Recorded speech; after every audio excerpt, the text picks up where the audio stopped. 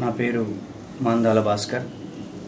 మాది కోనరావుపేట గ్రామం, కరీంనగర్ జిల్లా.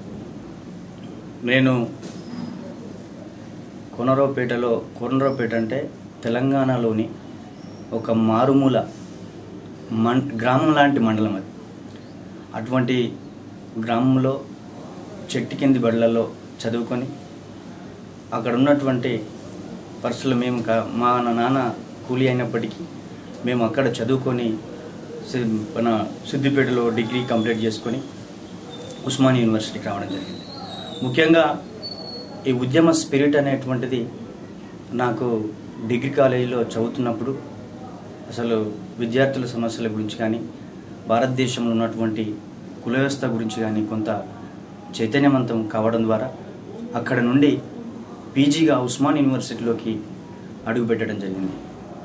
ఉస్మానియా యూనివర్సిటీలో బయట జాబ్ చేస్తూ ఇక్కడ ప్రిపేర్ అవ్వడం, అలాగే పీజీ కూడా ఇక్కడనే మొదలవడం జరిగింది. అందులో భాగంగా ఇక్కడ తెలంగాణలో ఉన్నటువంటి విద్యార్థులు కానీ, తెలంగాణలో ఉన్నటువంటి మెజారిటీ ప్రజల యొక్క బాధలు ఎంత వారిని చెప్పుకోవడానికి కూడా చాలా ఇబ్బందికరమైనటువంటి పరిస్థితులు ఈ తెలంగాణ ప్రాంతంలో ఉన్నాయి.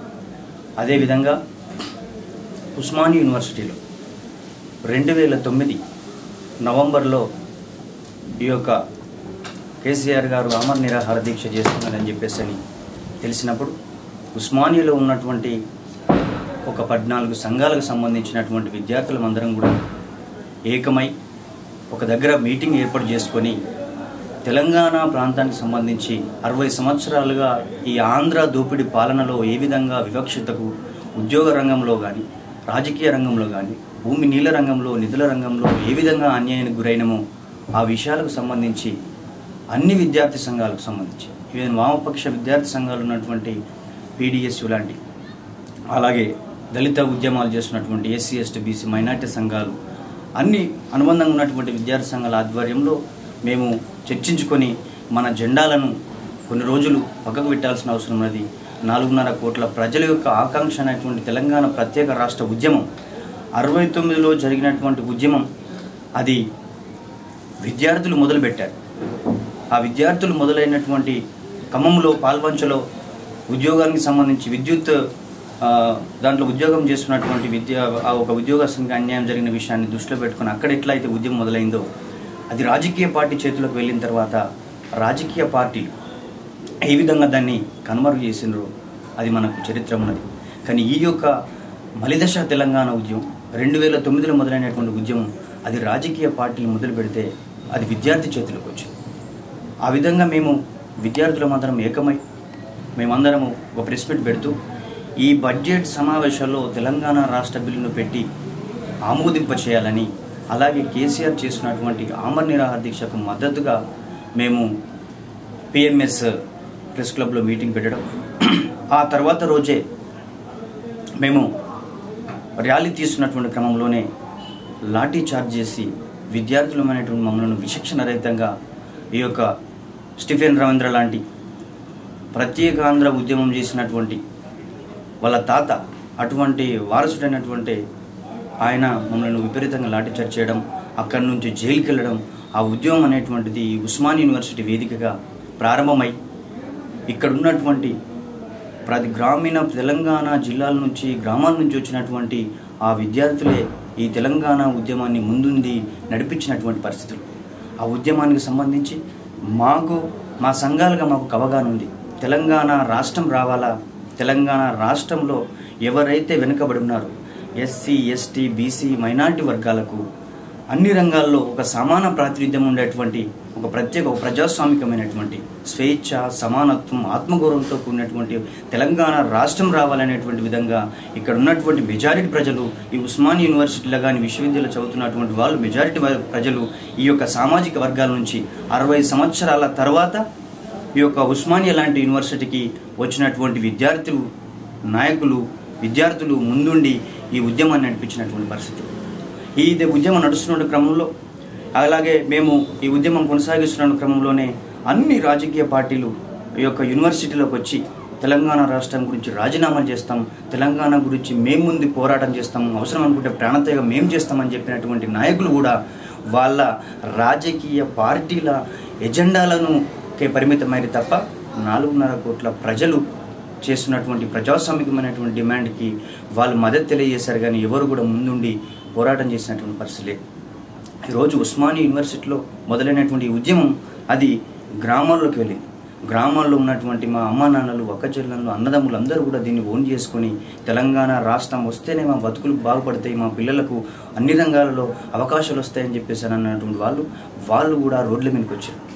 ఎప్పుడైతే విద్యార్థి ప్రజా ఉద్యమంగా మారిందో అప్పటి నుంచి రాజకీయ నాయకుల్లో ఒక రకమైనటువంటి భయము, మనము ప్రజలలోకి వెళ్ళము అనేటువంటి ఉద్దేశంతో అన్ని రాజకీయ పార్టీలు తెలంగాణకు మద్దతు ఇవ్వడం జరిగింది.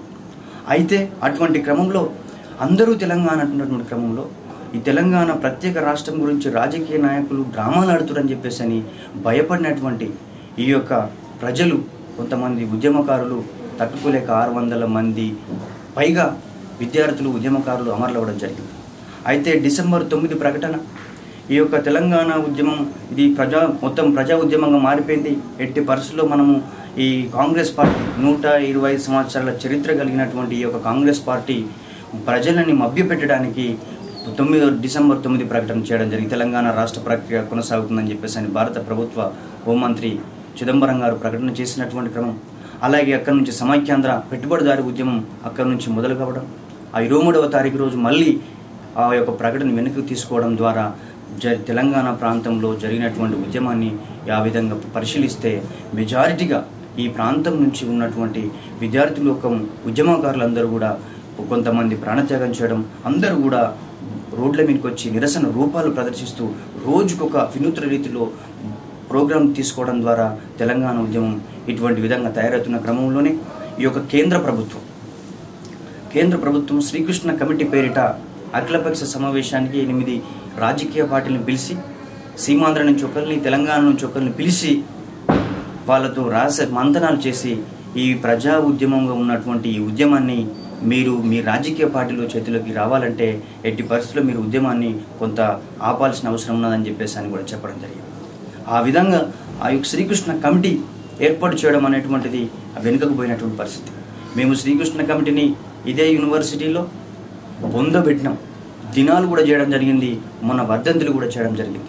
అంటే కాంగ్రెస్ పార్టీ చరిత్రలో ఇప్పటి వరకు 9 కమిటీలు ఏమో వేసింది అనుకుంటా. ఆ 9 కమిటీలు కూడా ఇంతవరకు ఏ సమస్యకు పరిష్కార మార్గం చూపించినటువంటి పరిస్థితి కాంగ్రెస్ పార్టీ చరిత్ర. కాంగ్రెస్ పార్టీ ఎట్లా అవకాశం ఉంటే మర్రి చెన్నారెడ్డి గారిని, అప్పుడు తెలంగాణ ప్రజాసమితి ఏర్పాటు చేసినటువంటి మర్రి చెన్నారెడ్డిని ఇదే విధంగా 11 మంది ఎంపీలను ఇచ్చినటువంటి తెలంగాణ ప్రాంతం ఉన్నటువంటి ప్రజలు ఆ తర్వాత ఆయనను కాంగ్రెస్ పార్టీలో విలీనం చేసుకొని కాంగ్రెస్ పార్టీ ఆయనకు ముఖ్యమంత్రి పదవినిచ్చి ఉద్యమాన్ని పక్కబెట్టినటువంటి పరిస్థితి ఉంది.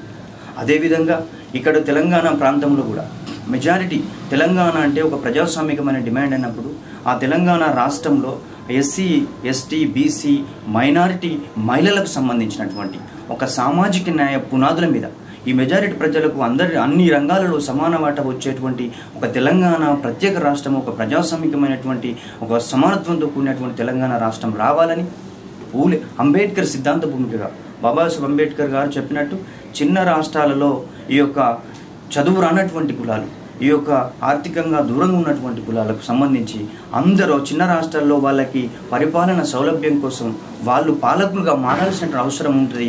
వాళ్ళు పాలకులుగా మారితేనే మెజారిటీ ప్రజల యొక్క సమస్యలు పరిష్కారం అవుతాయి. అటువంటి చిన్న రాష్ట్రాలు ఏర్పాటు చేసుకోవచ్చు అని చెప్పేసి అని బాబాసాహెబ్ అంబేద్కర్ గారు ఆర్టికల్ 3 ప్రకారం ఏర్పాటు చేయాలని కాన్స్టిట్యూషన్లో మెన్షన్ చేయడం జరిగింది. అమెరికా లాంటి దేశాల్లో 30 కోట్ల జనాభా ఉన్నటువంటి అమెరికాలో 50 రాష్ట్రాలు ఉన్నప్పుడు 120 కోట్లు ఉన్నటువంటి ఈ యొక్క భారతదేశంలో 100 రాష్ట్రాలు ఉన్న తప్పు లేదనేటువంటి విషయాన్ని మనం గుర్తించాల్సిన అవసరం ఉంది. ఇక్కడ నిజంగా తెలంగాణ రాష్ట్రం వెనుకబడడానికి ప్రధాన కారణం ఏంటంటే దీన్ని బ్రిటిష్ వాళ్ళు నిజాములు పరిపాలించినటువంటి పరిస్థితి. నిజాములు పరిపాలించి నిజాం కింద ఉన్నటువంటి పటేల్, పటువారు, దేశ్ముఖులు ఈ తెలంగాణ ప్రాంతం ఉన్నటువంటి మెజారిటీ ప్రజలకు సంబంధించి వాళ్ళ భూములు, వాళ్ళ కబందాస్తాలు పెట్టుకొని కరణాల బాపులు వాళ్ళను జీతగాలుగా నిరక్షరాస్యులైనటువంటి వాళ్ళకు విద్య లేకుండా, కనీసమైనటువంటి తిండి లేకుండా, వెట్టి చాకురి అదేవిధంగా వీళ్ళను మొత్తం మానసిక శారీరకంగా హింసించినటువంటి పరిస్థితులు ఇక్కడ ఎదిగినటువంటి ఈ యొక్క బ్రాహ్మణీయ వ్యవస్థలో ఉన్నటువంటి ఇక్కడ ఉన్నటువంటి వెలుమలు చేసినటువంటి బ్రాహ్మణులు చేసినటువంటి పరిస్థితులు కూడా ఇక్కడ ఉన్నాయి.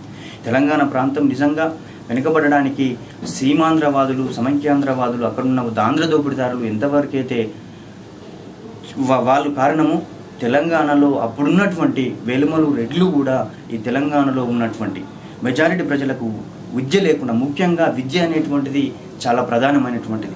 నిజంగా మనకన్నా ఆంధ్ర వాళ్ళు ముందుగా డెవలప్ కావడానికి కారణాలు ఏంటంటే వాళ్ళు మద్రాసుతో కలిసి ఉండడం ద్వారా, ఆ బ్రిటిష్ వచ్చినటువంటి ఆ క్రైస్తవ మిషనరీలు ఆంధ్ర ప్రాంతంలో వాళ్ళు స్కూల్స్ ఎస్టాబ్లిష్ చేసి, చర్చిల పేరిట వచ్చి స్కూల్ ఎస్టాబ్లిష్ చేసి అక్కడ ఉన్నటువంటి ఆ ప్రజలకు విద్య నేర్పడం ద్వారా ఆ విద్య నుంచి ఎదిగినటువంటి వాళ్ళు ఇప్పుడు 1948 సెప్టెంబర్ 17ని నిజంగా రాజకీయ పార్టీలు అన్నీ కూడా దాన్ని విలీనమని, రాజకీయ పార్టీలు విద్రోహం అని చెప్పేసి అని ఇక్కడ ఉన్నటువంటి మెజారిటీ ప్రజలైనటువంటి వాళ్ళు భావించడం జరిగింది.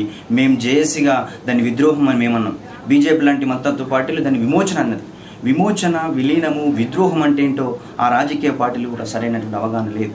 ఆ 1948 ఆగస్టు సెప్టెంబర్ 17 అంటే వెలోడి అనేటువంటి వాడు ఇక్కడ ముఖ్యమంత్రిగా ఉండి, అలాగే నిజాము మన గవర్నర్గా ఉండి, ఆంధ్రాలో ఉన్నటువంటి చదువుకున్నటువంటి ఉద్యోగస్తులు అప్పుడు ఈ ప్రభుత్వం ఏర్పడినప్పుడు అక్కడి నుంచి ఉద్యోగస్తులు ఈ సెక్రటరియట్ లాంటిది ఈ యొక్క ఉద్యోగ రంగంలోకి వాళ్ళు రావడం జరిగింది. అంటే తెలంగాణలో ఉన్నటువంటి వాళ్లకు విద్య లేకపోవడం ద్వారా ఆ ఉద్యోగస్తులు అడ్మినిస్ట్రేషన్ వర్క్ చేయాల్సినటువంటి అర్హతలు వాళ్ళకు నేను చెప్పేసి వాళ్ళ ఉద్యోగాల్లోకి తీసుకోవడం జరిగింది.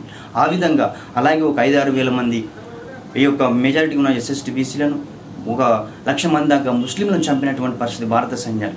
అంటే ఈ యొక్క భారతదేశం స్వతంత్రం 1947 ఆగస్టు 15 వచ్చినప్పటికీ ఇది 1948-50 వరకు కూడా ఈ యొక్క నిజాం స్టేట్ మొత్తం కూడా మన ప్రత్యేకంగా మన నిజాం కింద ఉన్నటువంటి పరిస్థితులు ఉన్నాయి. అంటే తెలంగాణలో 69 ఉద్యమాలలో కూడా పార్టిసిపేట్ చేసినటువంటి వాళ్ళు కొంతమంది విప్లవ పార్టీలోకి వెళ్ళిపోతే, కొంతమంది గాంధీ టోపులు పెట్టుకొని రాజకీయంలోకి వచ్చి అప్పుడు 10 లక్షల ఎకరాల భూమిని ఈ యొక్క మన సాయుధ పోరాటం ద్వారా విముక్తికి మేము ప్రసాదించమని చెప్తున్నటువంటి అప్పుడున్నటువంటి పార్టీలు ఎవరైతే ఆ ఉద్యమంలో నాయకులు ఉన్నారో వాళ్ళే ఆ 10 లక్షల ఎకరాలను కూడా తీసుకొని వెళ్ళి వాళ్ళు కొంతమంది రాజకీయ నాయకులు, కొంతమంది విప్లవ పార్టీలోకి వెళ్ళిపోయినటువంటి పరిస్థితి ఉంది. అంటే ఈ తెలంగాణ ప్రాంతంలో ఎదిగినటువంటి వాళ్ళు, చదువుకున్నటువంటి వాళ్ళు, వాళ్ళ సామాజిక వర్గాలకు సంబంధించినటువంటి వాళ్ళకే ఉపయోగపడుతున్నారు తప్ప మెజారిటీ ప్రజలు కనీసం ఒక పూట బువ్వ పెట్టాలనేటువంటి పరిస్థితి నిజంగా తెలంగాణలో ఉన్నటువంటి ఎదిగే రాజకీయ నాయకులు లేదు. ఈరోజు కృష్ణా, గోదావరిలు తెలంగాణ ప్రాంతం నుంచే పారుతున్నాయని చెప్పేసి అంటున్నారు. మరి అప్పుడు ఎదిగినటువంటి రాజకీయ నాయకులు ఎందుకు ఇక్కడ ప్రాజెక్టులు కట్టలేదు, మీరు వాళ్ళతోటి ములాఖాత్ అయ్యారు అనేటువంటి విషయాన్ని కూడా మేము చర్చించదలుచుకున్నాం. రేపు వచ్చే తెలంగాణలో కనీసం పేదవాడు రోజుకు 3 పూటలు తిండి ఉండేటువంటి ఒక ప్రజాస్వామికమైనటువంటి స్వేచ్ఛ, సమానత్వం, ఆత్మగౌరవం, సుపరిపాలనతో కూడినటువంటి తెలంగాణ రాష్ట్రం రావాలని ఉస్మానియా యూనివర్సిటీలో మేము ఉద్యమంలో భాగస్వామ్యం.